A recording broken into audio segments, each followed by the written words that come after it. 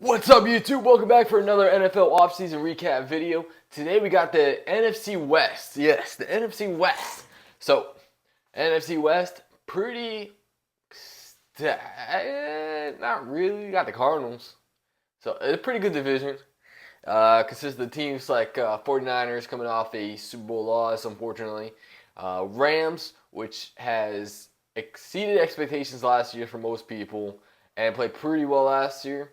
Seahawks, underwhelming year, but they're still a competitive team. And then you got the Cardinals, who are amidst a rebuild and has been playing better than some people thought.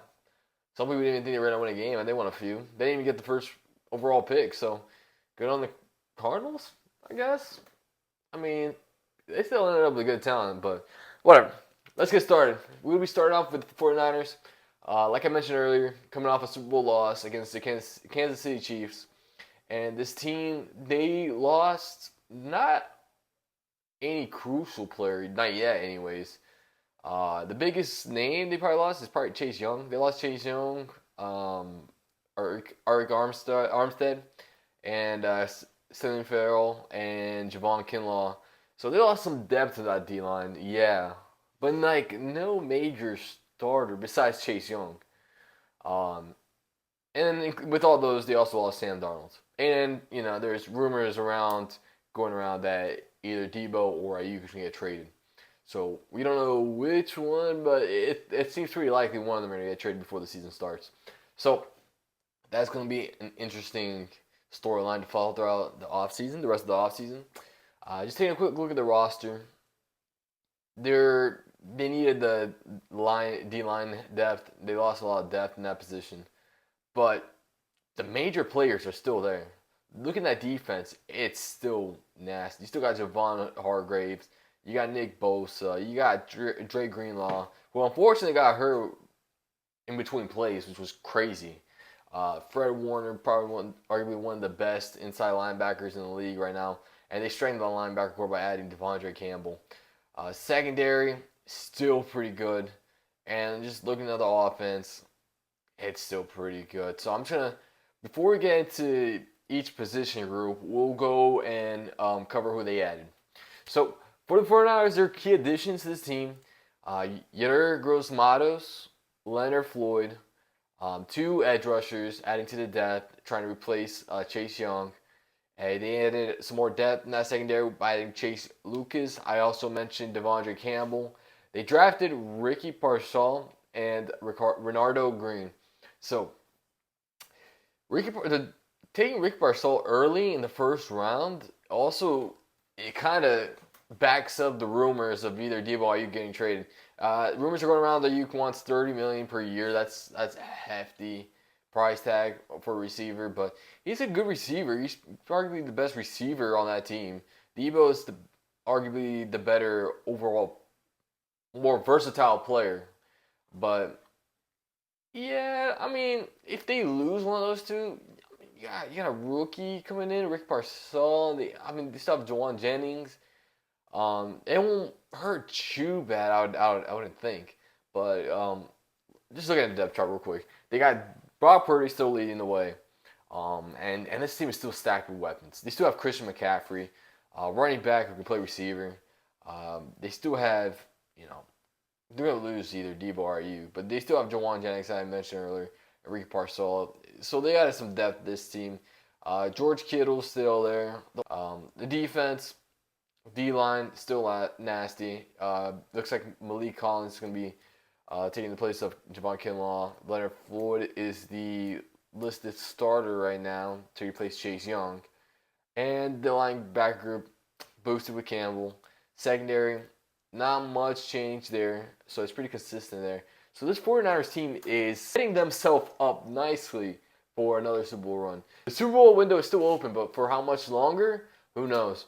Especially since Brock Purdy is going to have to get paid soon. So you want to get a ring before you pay him, before most of the cap room goes to the quarterback, So they didn't lose much yet. Yeah, they lost Chase Young, and I'm going to predict that they're going to lose either Debo Samuel or Ayuk. So Yeah, it took some hits, but I think he rebuilt nicely. And I love the pick of Bernardo Green. I think he's an underrated pick. He played pretty well in Florida State. So watching him play against LSU, against the likes of Jane Daniels, Malik Neighbors, and Brian Thomas Jr., he held his own in that game. So and he even got a pick that game. So he played well, and I think he has good potential to play well in the league. So I like that draft pick. I like Ricky Parcell. I thought he was drafted a little bit early. Didn't expect him to go in the first round, but he's one of my Gator boys, so I'm definitely cheering him on. So that's the 49ers.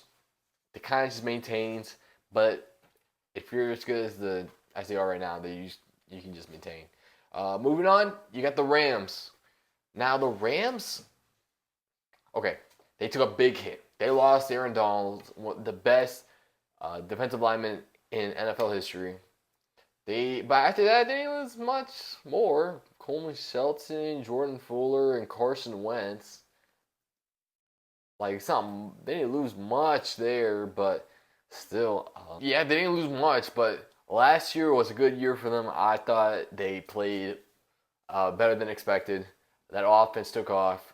Puka took off, breaking rookie records. Matthew Stafford still got it, and then they got Cooper Kupp. So that offense, nice. The defense, a lot of people didn't expect much, but they held their own. I liked what they saw with the defense.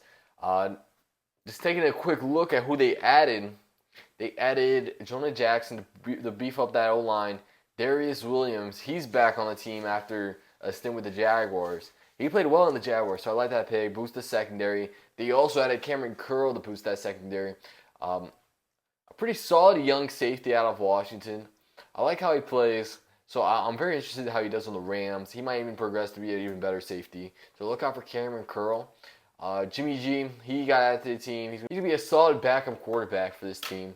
And it looks like Stetson Bennett is going to be back on the team as well. They also added Tre'Davious White, so they were really focused on the secondary of the offseason. So in the draft, the Rams were definitely trying to replace the production of Aaron Donald. That's going to be impossible to do by one player. But they added Jared Verse with the first round draft pick. I like that pick. He's a good player.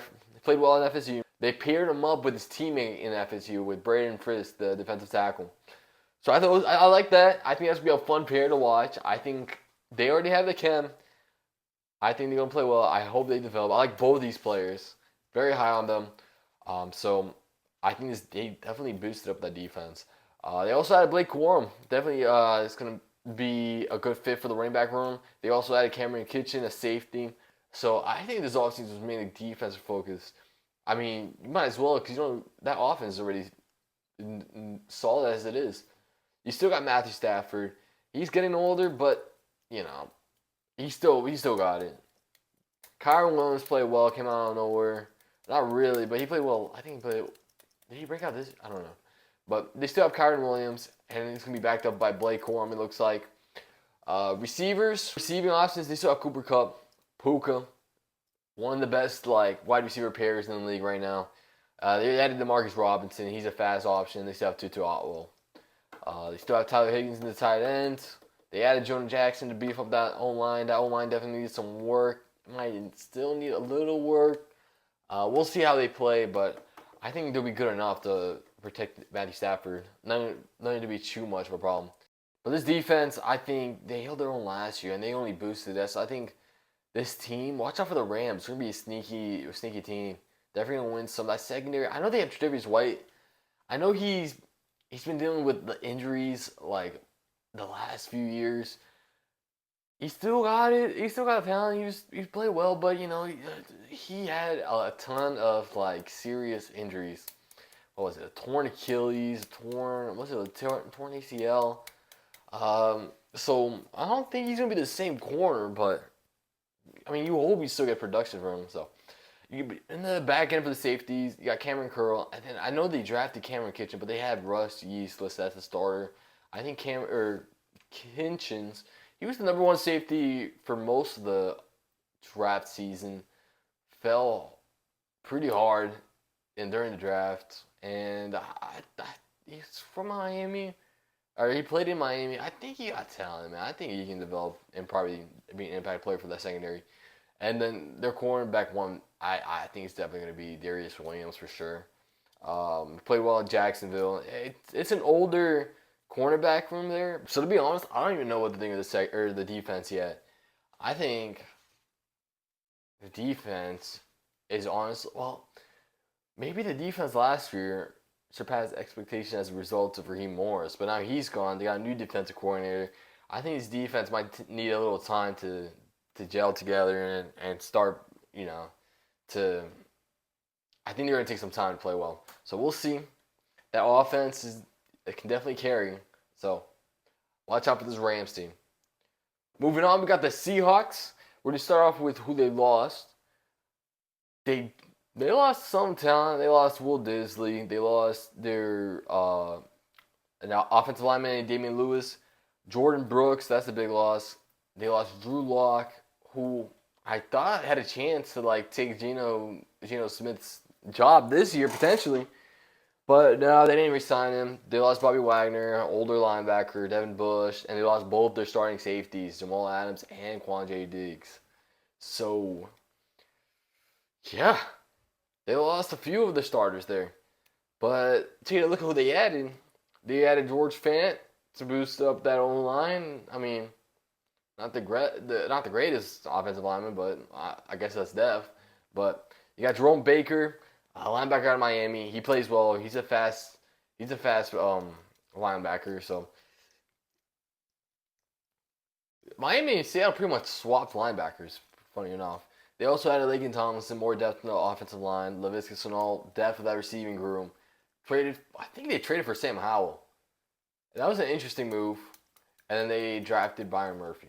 So looking at the Seattle Seahawks depth chart, they still got Geno Smith as a quarterback. Kenneth Walker, he's a good running back. You just got to stay healthy. Receiving room, one of the best in the league right now. DK Metcalf, Tyler Lockett, Jackson Smith, and Jigba. And they have Laviska Shenault as well. Can't forget Jake Bobo, D. Eskridge. And, I thought D. Eskridge was going to play a lot better when he got drafted, but he hasn't done much. For the tight end room, you got Noah Fant still there. I think he's a pretty solid tight end. O-line, not the best O-line. I mean, they could have addressed it better, but oh well. For the defense, that defensive line, I like the interior. They got Leonard Williams still there. Draymond Jones. They just added Byron Murphy. So I think that defensive line will be better this year. Hopefully they can get to the passer more often. As far as the linebackers, I think they kind of did improve by just adding Jerome Baker. I know they had Bobby Wagner last year, but he's older on his last legs. The secondary, I know they lost both their starting safeties, but they still have Julian Love there. He's a good safety. They have Devon Witherspoon and Reek Woolen. Those are two young, good cornerbacks there. I like to see that. I think they play very well. The secondary, I think the defense should still be good. We just got to see with the pass rush if they can get to the quarterback. That's the issue. We'll see. But yeah, I don't know what to think of the Seahawks team. I think this division is tough to kind of predict, except outside of the 49ers. I think they're the favorites to win the division. Outside that, it's between the Rams and the Seahawks. They can flop. The Seahawks almost got second. I think the Rams swept them last year. So, I don't know. They're under new coach. I guess we'll see how they play under the new coach. I can't really break down much now. I mean, not much change going on there. But, yeah, you got the Seahawks. They're still going to be a good team. They'll compete. Moving on, we got the Cardinals. The Cardinals, they didn't lose much. They only lost DJ Humphries, Lekai Fotu, and Marquise Brown. That's probably the biggest loss, Hollywood Brown. But they did bring a ton of people in as well. They brought in Sean Murphy-Bunting to strengthen that secondary, Mac Wilson, a linebacker, Jonah Williams to beef up that O-line. They drafted Marvin Harrison Jr., Darius Robinson, Max Melton, Trey Benson. I thought they had one of the better drafts in the league. Those are 4 impact players right there. Marvin Harrison, instant starter. Darius Robinson, another instant starter for that D-line. He's a versatile player. he was listed as a like interior D line, and then I seen some other like position rankings list him as an edge. So that just shows that just goes to show his versatility. Max Melton, an underrated cornerback in this draft class, and they also got Trey Benson, the running back out of FSU. So Cardinals decided to run it back with Kyler Murray once again. They still got James Conner. He's been getting injured the last few years, but they added depth there. They got Trey Benson and still got Michael Carter there. For the receiving room, Michael Wilson and Marvin Harrison Jr. and Zay Jones. A solid receiving room. It's not bad at all. Michael Wilson, I remember him playing pretty well last year. And they added Zay Jones from Jaguars, who was a pretty consistent part of that offense. And they still have Trey McBride, one of the breakout players from last year. As far as O-line, they've been investing in it. They drafted Paris Johnson Jr. I believe last year. They signed Jonah Williams this offseason and Will Hernandez. And yeah, they did improve. I don't think they're actually going to be that bad this year. And then you get to the defense. Okay, first of all, before I say that, you get to the defense. David Collins, solid edge rusher. The rest of the D-lines, it's a little iffy. Linebacker group, it's a strong. You got Mac Wilson and Kaiser White. Secondary, Sean Murphy-Bunting and Garrett Williams.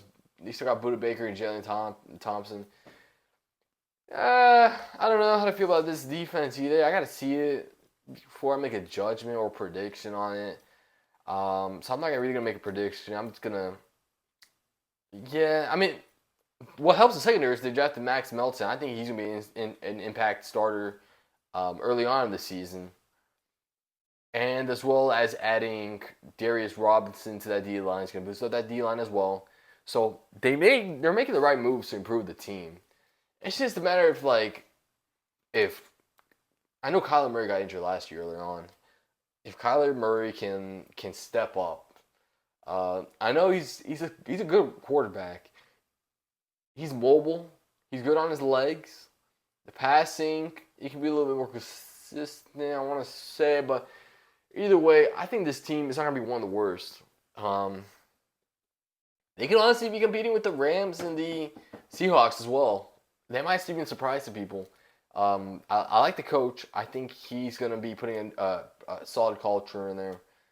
But, yeah, it's hard. It's like the Seahawks. I can't really predict the Seahawks. They didn't make much changes. A little changes here and there. So I'm interested to see if they stay stagnant. I'm talking about Seahawks here. As far as the Cardinals, they're making the right moves. It isn't I would understand why players wouldn't want to play in Arizona right now, but they're rebuilding through the draft. I like their draft class. They invested in that O-line kind of by signing Jonah Williams. So yeah, it's an interesting division, man. It's a tough one to predict, to be honest. Tougher than I expected to coming in. So there's the AFC West. I'm not gonna give much of a prediction. I'm gonna wait a little bit until I make the division prediction before I give you guys an official prediction there. But I'm gonna tell you now, it's gonna be one of the harder ones. This one's gonna be the division I'm gonna have to spend more time on. So those are the offseason recap for the AFC West. Every team here, I think, improved. Except for the Seahawks. I thought they stayed stagnant. So I'll say they're the loser of this division. As far as the winner, probably the Cardinals, because I think they're going to be the team that takes the biggest jump up in this division. It's hard to take a bigger jump up, if you're the 49ers, because you already made it to the Super Bowl. You just lost it. The next step would just be winning it. So, which I think the 49ers can do. I think they can pull that off. Who knows? Yeah. That concludes the NFC West offseason recap. Comment down below who you thought had the better offseason, who had the worst offseason. And make sure to like the video, subscribe to the channel. And I appreciate you guys for watching. I'll catch you guys next time. Peace.